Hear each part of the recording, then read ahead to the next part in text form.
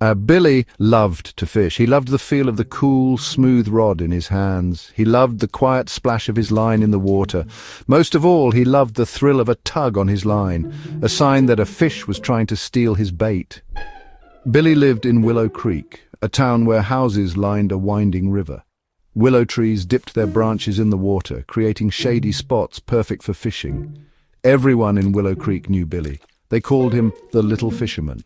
Billy knew every bend in the river like the back of his hand. He knew where the fattest worms wriggled and which rocks hid the shyest fish. He knew the river's secrets, from the chattering squirrels in the trees to the dragonflies that danced on the water's surface. Every morning, just as the sun peeked over the horizon, Billy would grab his fishing rod and his lucky bucket.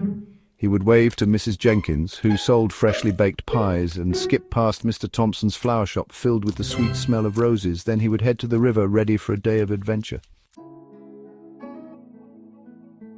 Billy's favorite fishing spot was under the old willow tree. Its branches drooped low, creating a cool green tent over the water. Here the water was deep and calm, reflecting the blue sky like a mirror. He would sit very still, his heart thumping with excitement. Sometimes he caught silvery minnows that darted like flashes of light. Other times it was plump catfish that put up a good fight. But Billy always treated his catches with care, gently unhooking them and releasing them back into the flowing water. Billy loved the peace of his fishing spot. He loved the sound of the wind rustling the willow leaves and the birds singing their cheerful songs. He loved watching the playful otters splash and the graceful herons stalk their prey. As the sun climbed higher, painting the water with golden light, Billy would eat his lunch. He always packed a jam sandwich and a juicy apple, enjoying them with a view of the sparkling river. One day something strange happened. Billy cast his line, feeling it sink into the familiar depths. He waited patiently, feeling the gentle tug of the current, but this time something was different. He felt a strong pull, stronger than any fish he had encountered before.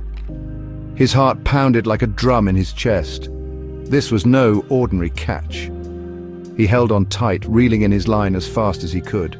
The rod bent low, almost touching the water, but just as quickly as it had come, the tugging stopped. His line went slack. Billy reeled in his line, his brow furrowed in confusion. To his surprise, his hook was empty. There was no sign of his bait, no sign of a struggle.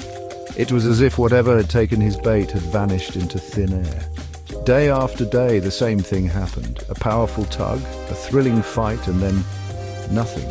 Billy tried everything. He used different bait, he tried different spots, but the mysterious thief always outsmarted him. Billy was determined to solve the mystery.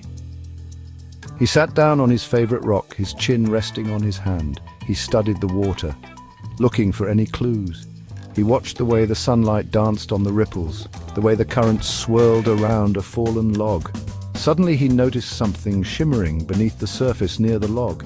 It was a flash of gold, a glint of something big and strong. Could this be his mysterious opponent? Carefully, Billy baited his hook with his juiciest worm. He cast his line, letting it drift near the fallen log. He waited, holding his breath as he felt a familiar, powerful tug. This time, he was ready. He fought with all his might, reeling and pulling, his heart pounding with excitement. Slowly, the mysterious creature rose from the depths. It was a giant golden fish, the biggest fish Billy had ever seen. The fish fought bravely, but Billy was persistent. Finally, with a splash, the giant fish landed safely in his net. Billy stared in awe at his magnificent catch, his face beaming with pride.